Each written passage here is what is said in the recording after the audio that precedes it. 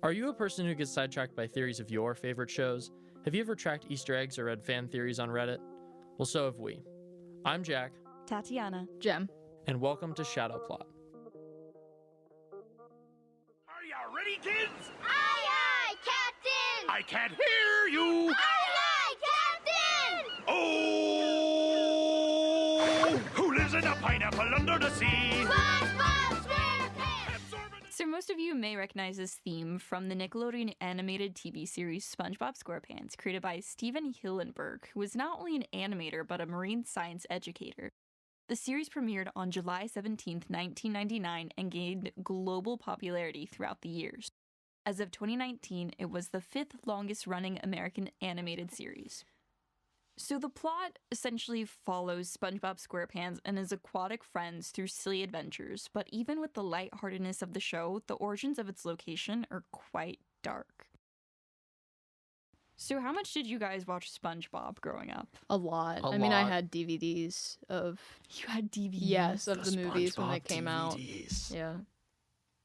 Yeah. I don't know. I just kind of watched it like it was something that when you get up for school, turn it on. Because, like, you know it's going to be there. Oh, yeah. You know it's quality. You know it's It holds good a stuff. special place in my heart. Yeah. It's like the old reliable show for me. If I don't know what to watch, I probably will turn on SpongeBob, even to this day. Absolutely. For sure. Yeah. I mean, you can never really be disappointed with it. There's no plot. There's no promise that it makes. Mhm. It's just something that exists, and I love it for that. Just like Phineas and Ferb. Just like Phineas and Ferb. Whoa. So, quick question. Do you guys know the origin story of the location that the show takes place in? No. All right. Well, this will be new for you guys.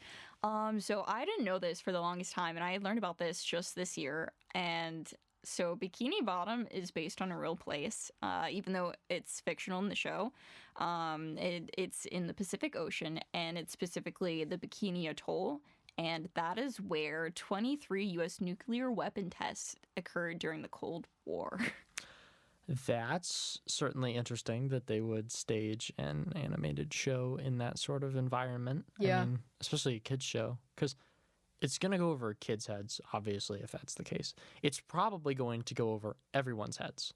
Mm-hmm. I mean, it's almost something where they just did it for themselves at that point, because who's going to pick up on that? Yeah, because the creator, like I said, he was a marine scientist, so of course he knew about the location.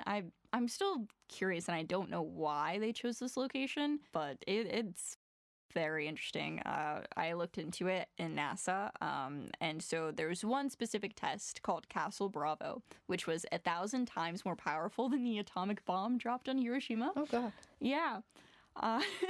Okay. Uh-huh. And so the hole left in the Pacific Ocean is 1.2 miles across and then 80 meters deep. And that is where Bikini Bottom is. I was going to say, or is that, do you know the one SpongeBob episode at, like, the bus stop when they're down in, like, the trench? Yes. That's what I was getting at That when you is said probably one of the episodes that crosses my mind the most frequently. that. I think about of it a lot. the It's weirdest terrifying. one. It's weird. That has the most evidence of, like, radioactive stuff.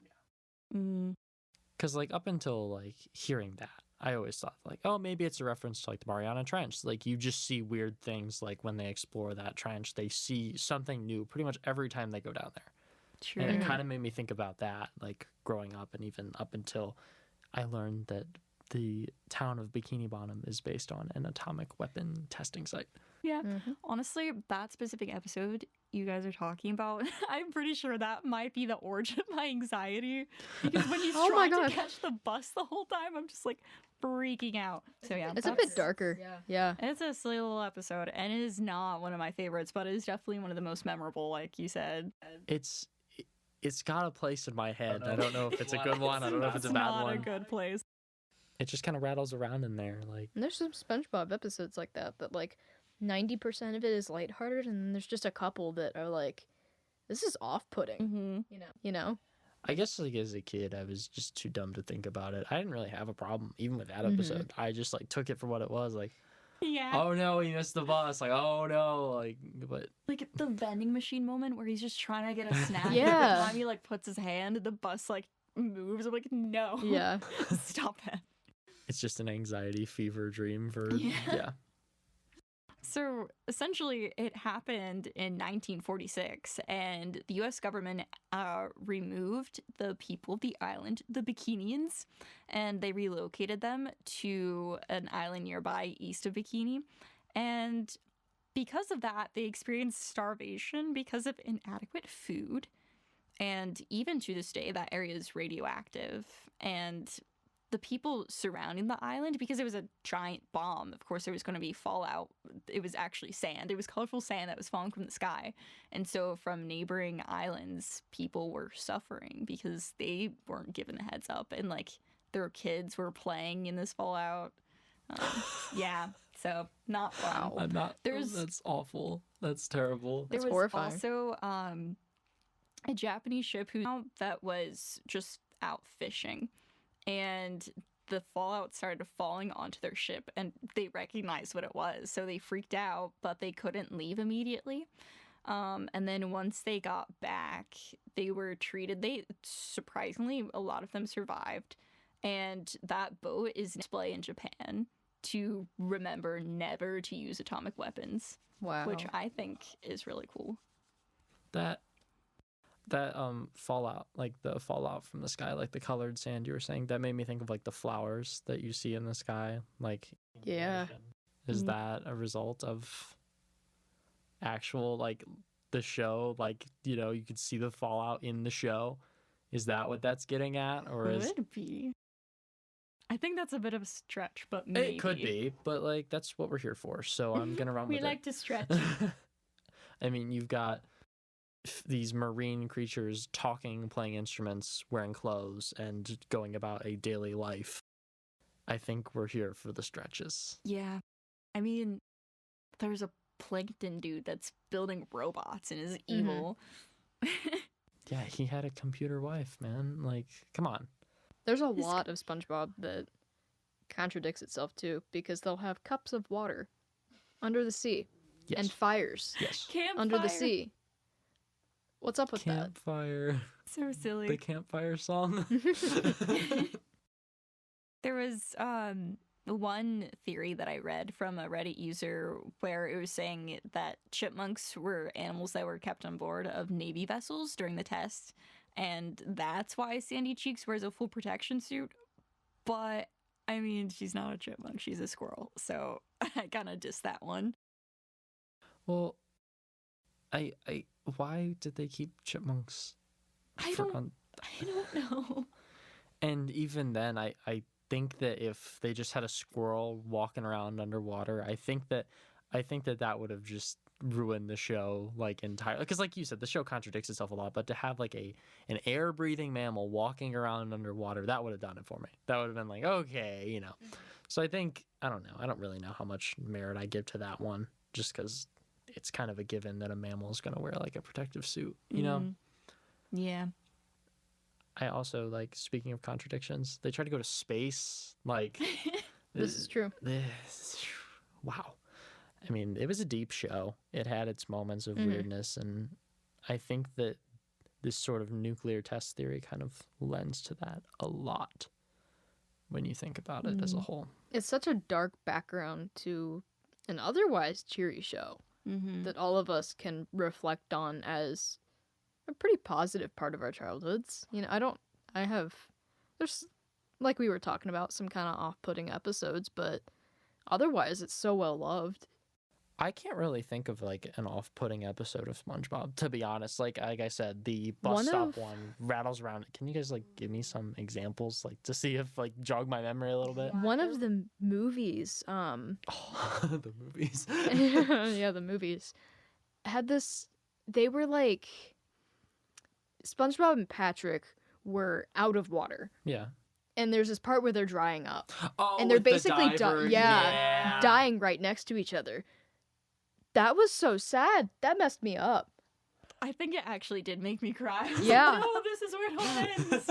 And I had this on DVD, so I watched it over and over and over, like, no, every time. That movie, that was one of the few like kids shows that translated well to a movie. But Oh, like yeah. you were saying, that is one of the moments that like I associate with the show. David Hasselhoff. David Hasselhoff. Oh, David Oh, Hasselhoff. another example I can think of. I don't remember the plot of the episode whatsoever, but Squidward's in the hospital and he's molded with so many other people. Like he's just one ginormous creature with other people's bodies sticking out of him. And that's so disturbing to me. I think I remember that one.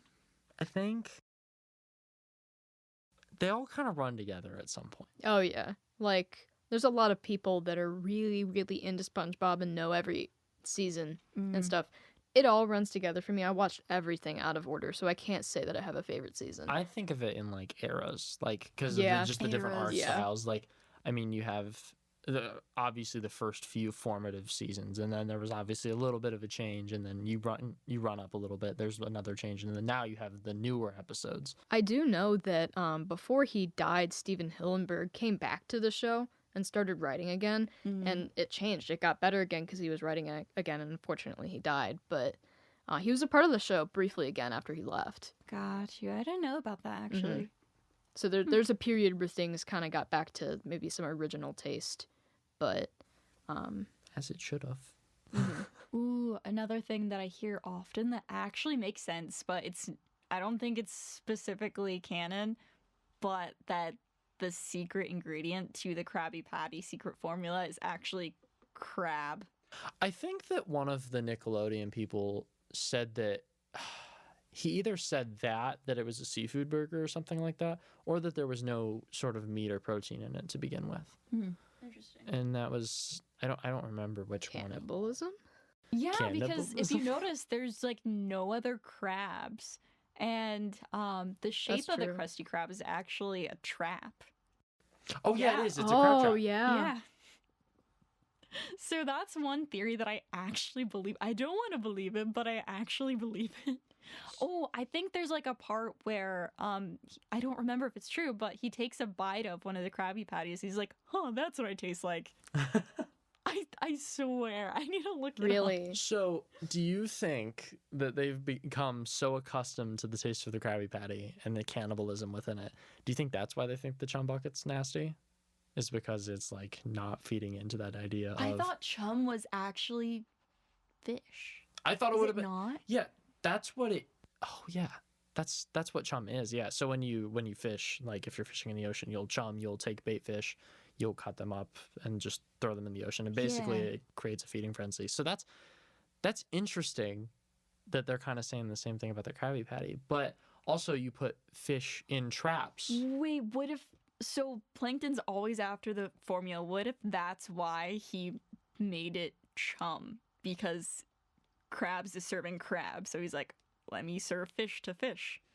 I don't know, maybe. Well, now that I'm sitting here thinking about it, like if they were serving like a fish burger or something like that for cannibalism, it would make sense because you bait traps with fish like that. Wait, fish do eat other fish. That is the way things work. Yes. I was thinking more so like crab lobster pots or something like that. But that does kind of make sense. I don't know. I guess I forgot that it was shaped like a trap. It is indeed a trap. The Krabby Patty is just the Krabby Patty. The Krusty Krab is just one big old crab trap.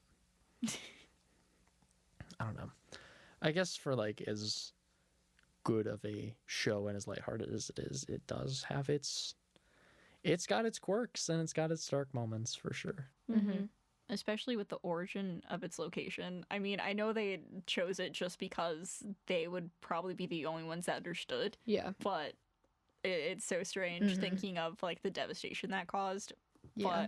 But I wish they kind of played into it a little more, like with maybe like the radiation bit of making things a little wackier. But that might be a little too dark because the premise is a silly little optimist Mhm. guy. So Yeah, I almost think there could be an offshoot, like where they play into it a little more. yeah, Like, I feel like it won't happen for a while, unfortunately, but when SpongeBob hits public domain, like you saw the Winnie the Pooh horror movie, like Oh, what if no. you see something like that with That's true. SpongeBob? I don't know. They could play into that a little more. It does make sense, though. I mean, it explains a lot of the wackiness that you see. And it's wild that it has, like a tangible background to its origin compared to something like Phineas and Ferb, where it kind of just continuously goes. Every episode, there's just a random new plot. Like, looking at SpongeBob, you would think that too, that it's just silly episodes, every season. But there's that underlying origin of literal death and destruction. I mean, Yeah. that's crazy. And then Oppenheimer comes out and it just comes full circle because that's full circle. that's This what's, episode is about circles. that's where SpongeBob came from, is that, I guess. I'm sure it would have happened without it, but that's obviously a big part of the origin. Mhm. But I do think that it's really interesting that they would have chosen that location specifically. It had to just be like a little inside thing, but I don't know what Yeah. makes that like an inside. I don't know what makes that funny. Like Nerds. I Nerds guess do enjoy marine scientist nerds. They'll Yeah, Inside never guess jokes. It's about Yeah. the Bikini Atoll. Just inside jokes that they probably had in like the studios and stuff. probably. Yeah. I Throwing think, in their own things. Yeah, I don't remember for sure, but I think all the structures, like the houses, are like mufflers from cars. So like sea pollution. Wow, yeah. Yeah. And the Goo Lagoon, would that not be like an oil spill? Oh my goodness. Wait a minute. Wait a minute. I forgot about Goo Lagoon. How? Goo Lagoon. Yeah. Goo Lagoon. Goo Lagoon. The narrator was the best part of Oh, that show. yeah. For sure. For sure. For sure.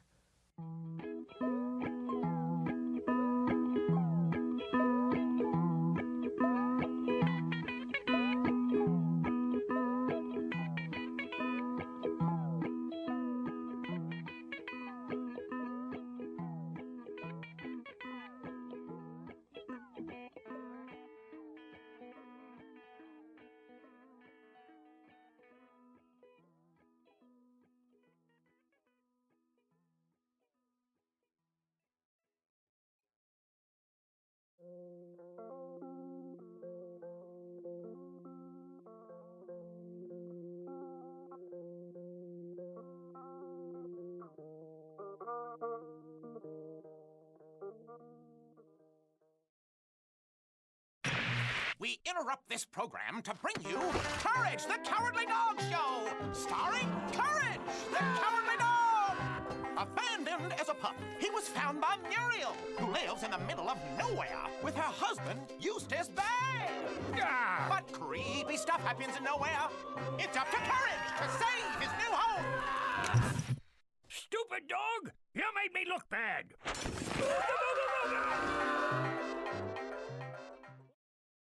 A completely different tone of childhood cartoons is Courage the Cowardly Dog. This is a drastically different vibe of cartoons compared to stuff like SpongeBob.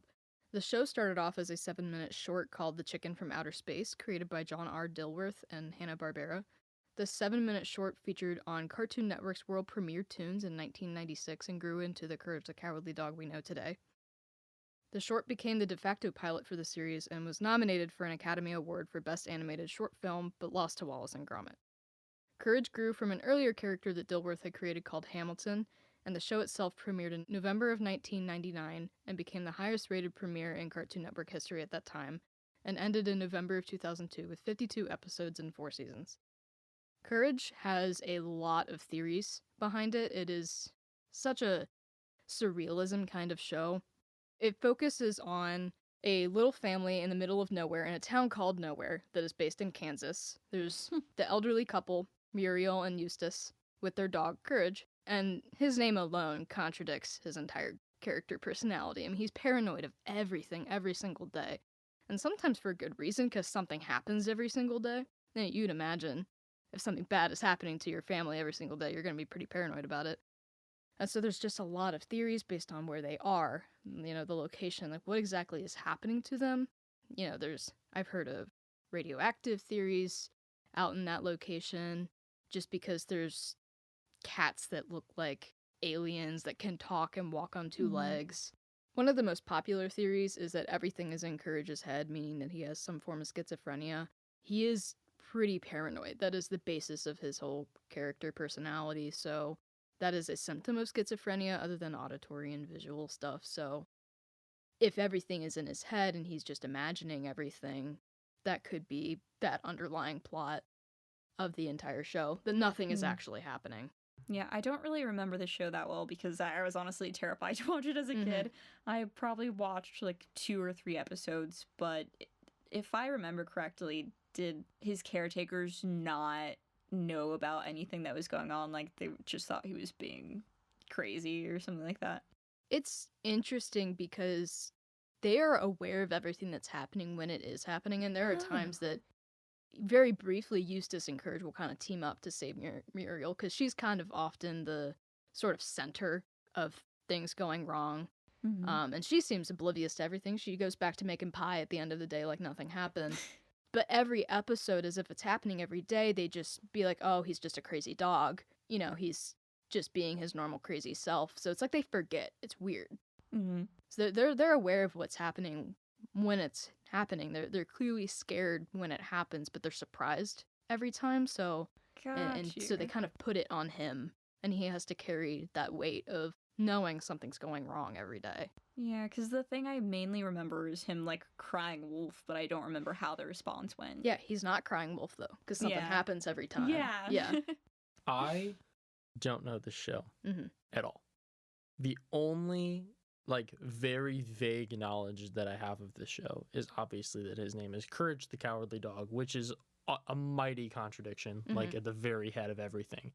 The only sort of media form I've seen of this show has been, you know how like every show kind of gets like a reimagined like horror game from the standpoint of the main character. That's all I've seen of this. I don't know anything about this show. This is all new information to me, but I guess that would make sense. I mean, if he's paranoid like this, playing from Courage's point of view in a horror game makes sense. It lends itself to that idea of being paranoid of all of these things that are happening around him. And if he is not, if nothing that is happening is actually happening, if he's imagining everything and it's schizophrenia, it would actually make sense if Eustace and Muriel are forgetting every single day and being, oh, he's just crying wolf, he's just crazy. That there is that background attitude about why he's acting up every day and stuff. And so there's an episode called Perfect where there is a teacher that is constantly criticizing Courage until it like nearly breaks his spirit. There's a theory that the teacher isn't real, and it's actually a reflection of Courage and his view of himself and his self-doubt. Because even through every episode plot of saving Muriel, he's a very doubtful, he's scared the entire time, and he's doubtful that things are going to work out. So when Courage realizes by the end of the episode that he's fine the way he is, the teacher disappears. Just poof, thin air. Interesting. And that would kind of make sense, kind of going back to how his caretakers don't really remember it, because if it's not really happening, there's nothing for them to remember. So that kind of does lead into that a little bit. Yeah. So, sorry. Nope, go ahead. Go so ahead. you said that Courage teams up with Eustace is his name, I think? Yeah. Yeah. Do you think that's him kind of like playing along to preserve Courage's feelings? So Eustace and Courage don't generally get along. Eustace is actually kind of cruel. To Courage in particular, not so much. Muriel kind of just snaps at Muriel, is like, go make some dinner, that kind of attitude. But we'll kick Courage out of the bedroom, we'll kick him down the stairs, that kind of thing. He's generally aggressive towards the dog. When Muriel is actively in danger, they'll team up in that sense to save her. It's more of an in-the-moment kind of thing, and Eustace typically goes right back to, oh, crazy old dog, right afterwards. Eustace probably doesn't have any urge to preserve Courage's feelings, because he's kind of just a nuisance to him. And there's even a theory, actually, that Muriel and Eustace had a son who disappeared, and Muriel replaced him with Courage.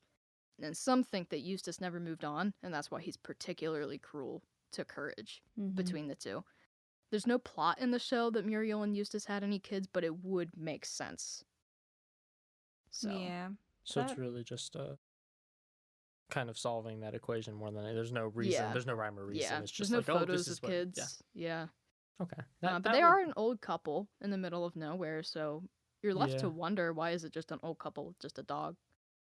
That's fair. Yeah. I don't know, that's how some people like it, but that would make some sort of sense that there would be that. Not necessarily resenting the dog, but it is, in a way it is. to because cope. Yeah. resenting the replacement, Mhm. like that would make sense. And Muriel's character is very oblivious. She's kind of a bit of a space cadet. She's kind of unaware. She's just in her own little world. She's having a great time every episode. There's an episode where she gets like blown into the air up to the clouds and she's just falling asleep with some headphones in. She's just having a grand old time. I'd fall asleep in some clouds. Right? And so there's some darker tones to a lot of these episodes. I mean, you said, Tatiana, that it terrified you as a kid. Was there anything in particular that you can remember? Just an episode that you sat in on that was particularly scary that made you not want to watch it? See, I don't remember any specific episodes. I think it was just the concept of it being in the middle of nowhere and all these bad things are constantly happening. It was just stressful to watch and not really knowing how things would play out. And I mean, Courage is scared the entire time, and so I would also feel that fear secondhand, and I just didn't like it. It would freak me out too much. I feel like there was nothing for me personally that like lent it to me watching it over something else. Like, I do remember, like, it's probably from stuff that I've seen after the fact, like seeing some of the imagery of how the show, the art style, things like that. It definitely wasn't an attractive show. You know, it wasn't like SpongeBob or something like that, where the art style is super appealing. It's something where if it's for you, congratulations, it's for you. But it was never really for me as a kid. And even now, I haven't gone back and watched it. I don't really have a reason. Like, I don't remember being scared of it, but it just wasn't appealing. So. Yeah, it definitely wasn't a daytime running show. I think it was one of those Cartoon Network shows that would run at like 8 p.m. And it was never really geared towards kids. It wasn't PG-13 or TV-14 or whatever the rating is or anything. But of course, kids see that, and it's just not a positive, really leaning show. There are instances where Courage does actually gain courage and kind of some self-actualization kind of thing where he grows, and there's a full circle kind of resolution to a lot of the plots, but it repeats. You know, I think every episode is a split, so it's about like a 11-minute episode per episode, and there's 2 of them, and it's the same thing every time. There's no like continuous plot to it. There are a lot of other darker theories that constant loop of endless horrible things happening, particularly to Muriel, is that Courage is stuck in purgatory. There's no other evidence of that, but it is the loop of his worst fears, which is something happening to Muriel because they're attached in particular. Well, that would also make sense for the middle of nowhere placement. Right, exactly. There wouldn't be anything really around you to kind of grab onto because you're stuck in purgatory with these things happening to you. Yeah. And kids didn't really gravitate toward this show, but leaning in recent years, it has become one of those weird nostalgia things for a lot of people. It holds a special place in my heart in particular. I kind of gravitate towards those darker tones for some reason. That's some of my favorite content as a kid. But, like, for example, Coraline is something that scared me as a kid, but I love it. It scared me and I loved it. So I was scared of Courage at a certain age. There's another episode where a magician turns Muriel and Eustace into puppets, and Courage controls them and kind of plays with them at first. And then eventually he has to turn that magician into a puppet too. And there's a theory that it doesn't actually undo the curse. And continuing into season 2, Courage continues to control them to cope with the fact that they're gone. So there's a theory about that. I don't really know how that would work into the equation of Courage's life.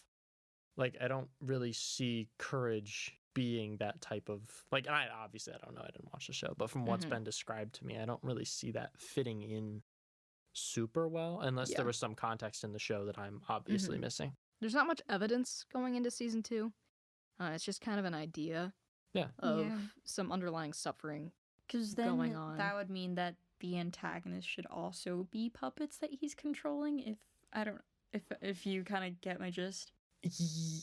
Kind of? Yes, it could be. I mean, I don't know. That would be It- really. It doesn't make sense. It's just I can't make sense of the puppet Yeah, theory. you Right. can't rationalize the puppets without Yeah. everything being sort of. But then it turns into this whole like, oh, Courage's twisted mind state is Mhm. just Yeah, self 'cause torture then and how is Puppet Muriel in trouble, and how is Puppet Eustace still like, Right. because then it all just comes down to Courage. Yeah, That makes sense. Yeah. It's just a theory, though. Yeah. just It's an a theory. idea. Just a theory. It would definitely be some in-depth, like, mental health New problems. slogan, just a theory. Just a theory. Just a theory. Kind of a pivot off of that is there are some theories that the show is based off of skinwalkers. They're out in Kansas, so that's a bit far away from where skinwalkers normally originate, from my Mhm. knowledge. Skinwalkers mimic humans and are described as humans that kind of walked over to the dark side or, like, sold their souls, that kind of thing. There's a lot of different lore to it. But they roam the land, they shapeshift, and they can mimic human voices. A lot of the antagonists in the show are humanoid, but they have this uncanny valley kind of vibe Ooh, to them that is yeah. why they're so creepy. They have a creepy grin, and Courage always sniffs them out. And it would make sense if they're skinwalkers because he's an animal. Skinwalkers aren't human anymore. So animals can sense other animals and other animalistic instincts. So it would make sense if he can tell that they have an evil agenda and is constantly trying to stop them. Yeah. Placement wise, like location wise, it doesn't make sense. But in terms of just how uncanny all of the antagonists are, it's creepy. I feel like it's almost, if it was based off of sort of the legend of skinwalkers, I feel like it would be almost like a play on it. Yeah. Because, obviously, I believe skinwalkers originated over in Appalachia. Could be wrong, like with all the cave cryptids and stuff like that. There's Yeah. kind of a lot of legends and lore down there. That's where my family's from. So I do get a lot of that with Mothman and all that. Yeah. But it almost seems like you have that, and then you almost hear those stories from like the deserts Yeah. over in Arizona and stuff. People say they see things or something like that. Yeah. I feel like it's kind of a play off of that into their own kind of version of it in Kansas, Yeah. That could make sense. So it might There's not. a lot out there too. Yeah. It's not a lot of the like especially native lore is not centered to just Appalachia. Yeah, for sure. It's there's some interesting Midwestern stuff too. And I feel like it kind of lends itself to that desert type of lore because Oh, for it's sure. it's barren. Like Yeah. And isolated yeah, too. they're in the middle of nowhere. Right. In Kansas. Sure, the climate isn't the same, but it's the Mhm. same setting. Yeah. And it could obviously lend to some things being seen or happening. And maybe I don't know. Do you know anything about the creators? Like, could it be something where they grew up? Where they. Yeah, I was also wondering that. Not so much. It kind of evolved on its own Okay. when it was created because it started off as that short. Yeah, He didn't that's true. realize that it was going to kind of go where it did. That's And fair. it built as he went. So I'm sure there's absolutely some inspiration. I did actually find a picture of what that Yeah. famous house is based on. So there's definitely some inspiration, but not necessarily like childhood inspiration Yeah, kind I of was stuff. going to say, because that would make some sort of sense. Like, if you grow up in a community hearing these stories of seeing things Right. or hearing things at night, then obviously it's going to be imprinted on you, and you're probably going to use it at some point in your life if you go into this industry writing a show like this. It would make some sort of sense that they're playing off of some sort of legend, I think, or some Right. sort of vibe at least. A lot of cartoons and movies throughout the years are based off of, Japanese lore, that kind of thing. Yeah, for sure. I mean, there's a lot of that. A lot of this sort of horror-ish type or Oh, for creepy, sure. off-putting type lore. The darkest theory of all is that the show is kind of overall about domestic abuse. Hmm. Eustace is regularly unkind to both of them, Courage in particular, but not nice to Muriel. It would explain Courage's paranoia and OCD tendencies. He could represent a young child trying to protect his mother from an abusive father. Hmm. And while Courage is named what it is, he's an incredibly anxious dog, and anxiety disorders like OCD can take root in PTSD. So there's a lot of theories that it's kind of just like a metaphor to Yeah. abusive If families. I remember, doesn't he like lay on her lap a lot? Yes, Kind A of reminds lot. me of possibly him being like an ESA almost. for sure. Yeah, Yeah. that's true.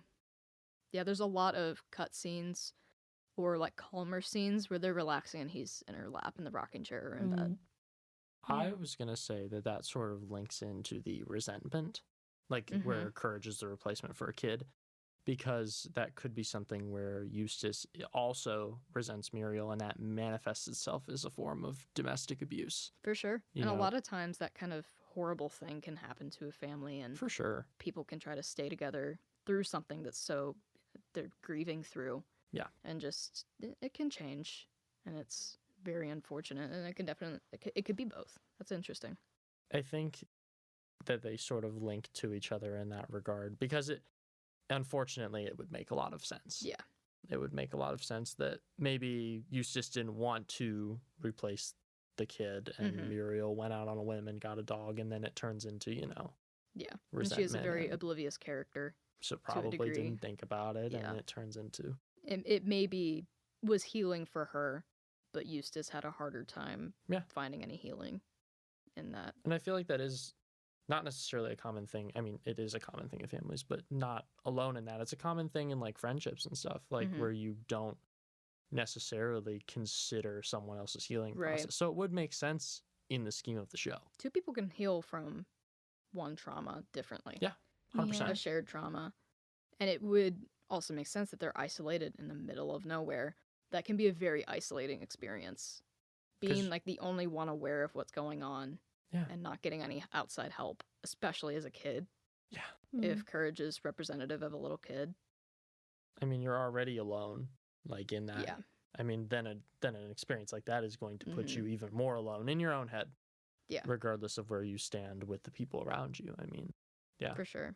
Unfortunately, that one does make a lot of sense. Mhm. That theory also makes sense in the sense of why Courage is so protective over Muriel. For sure. Yeah.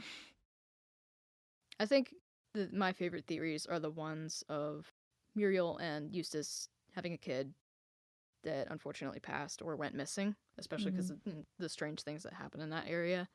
And as horrible as it is, Yeah. the metaphor to domestic abuse. Yeah. It's a unique metaphor. And the tone of the show can kind of capture a lot of that too. Yeah, and I think a couple of the theories actually could go together because I think That's the why I just Skinwalker linked all theory. of Yeah. them. I just that- linked all of yeah, them. I'm like all of them make sense to Yeah. possibly be true for the show. Yeah. And it also kind of, it's really strange to me that, like you said, this is a kids show, but it wasn't actually catered towards kids. And I'm wondering, was there any sort of appeal that a kid might find in the show? Like any sort of comedy or... There's silly parts for sure, but it's overall just meant to be weird and off-putting. Yeah, looking back, I enjoy the show. I enjoyed the show as a kid. I'm not sure why. Putting myself in a kid's shoes, there's nothing appealing in terms of happy, cheerful, funny things happening in the show.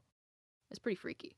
That's interesting because I was thinking about that too, like just thinking about why I didn't watch it. And like I Yeah. said, there's nothing appealing. I mean, it's very different. Like it's For a sure. very different premise. Like instead of all these, like obviously there are very wacky things going on Mhm. all the time, but it's not in a setting where it's like conducive to that. Mhm. It's just that it happens and it's part of the show. It's And- like almost intentionally off-putting because Oh, I for sure. never had the urge to watch anytime it came on. I just wanted to change the channel because I didn't want to intentionally put myself in the position of just feeling unnerved because you also said that there was like sort of uncanny valley thing going on, and I'm like, yeah, I definitely kind of remember that. Yeah. And this was late 90s to early 2000s is when this aired. So there was a sort of era of cartoons that had this tone. There's similar cartoons, like this one was much sillier, but Invader Zim is also kind of that like quirky tone. The colors, the shapes, the just very blown out proportions and all that. That one was a much happier show that you could actually sit through and enjoy as a kid.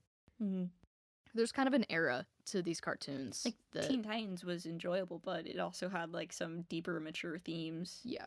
The original Teen Titans had some darker themes compared to the newer one for sure. And yeah, that era kind of ended by the mid 2000s eventually because there was just kids weren't watching it. Yeah. 'Cause it was too dark. I'm kind of thinking about like I didn't watch any of these. I didn't watch the original Teen Titans. I didn't watch Courage the Cowardly Dog. I didn't watch Invader Zim. I'm kind of thinking about this in like art styles. Yeah. Because I feel like the storylines or vice versa, reflect the art styles. You know, like Yeah. I feel like one way or the other, they're impacting each other. And I think that that's very interesting that you kind of see these eras of art. And then in this era, it's very dark art, very weird art. And it's this one, obviously, is very I intentionally think there can off-putting. be comic-like influences in these Yeah. cartoons. There used to be cartoon adaptations of comics. Yeah. And those were kind of on the darker end in like the 90s. They hadn't really, there were Saturday morning cartoons, like there was specific cartoons, but there was this kind of flow into the 2000s of like a boom of all these cartoons. And so it's almost like I can see, as a comic enjoyer myself, some darker comic reflections in these cartoons. It kind of would lend itself to like that style of storytelling. Oh, yeah. Because The flow of it, yeah. Yeah. I mean, it makes sense. There's a lot that you kind of notice, but you kind of have to piece it together. And it's Yeah. almost like a book in that sense. Yeah. Comics can even be a little bit vague in some plot flow because there were these tiny issues that took forever to create, and then you'd have to wait longer for, another issue to come out. And so they had to fit a lot into one issue. For sure. There was an MTV Oddities channel where they would churn comics into those cartoons like I was talking about. The Max was another one. And this was a cartoon, extremely dark, definitely TV mature. Like not, it was a cartoon, but it was not for kids. There's some very, very, very dark themes in that. A lot of the art style though is really, really similar in Courage. Interesting. The flow of the animation and stuff. I feel like it was just a lot of, from what I'm hearing, I feel like it was just a bundle of inspirations for this show for that sure. kind of just outputted this. Yeah. Maybe that's why it's so off-putting, is because there's so much to it that isn't necessarily mainstream. Yeah. And it could be that it was an era of cartoons that was not necessarily meant to be catered to kids. I mean, Yeah. it would air at night from my recollection, and it just might never have really fallen into a rating. Yeah, because there's specific qualifications to make something For sure. like TV mature. So it might have never just qualified as, for adults. Yeah. But It doesn't seem to be aimed at kids. it's in a weird gray area. That's interesting. But it's still a wonderful show. I highly recommend that era of cartoons. It's holds a special place in my heart, personally, and many others. Even though it really freaks me out, even to this day, I think I will try to watch an episode or two to just remind myself of what it's like and try to keep these conversations in mind. Yeah, For because sure. I think watching them now with that perspective, I think it would be a lot more interesting to watch it for the first time. Yeah. Having the first time experience, but also having the idea of these theories in my head personally. Yeah. Oh, thank you. I didn't know like a majority of these things, and going through the theories is definitely interesting, and it'll help when I go back to watch it to understand more. Especially as adults. now, Yeah. because a lot of, you can, as an adult, you can kind of understand a lot of those things more than you maybe could as a kid. If you can understand it more and also see some of the more lighthearted stuff when you're not just a kid and you're like, wow, this is horrifying. I don't want to watch this. You can actually kind of sit back and enjoy it. It's fun. It's a fun show.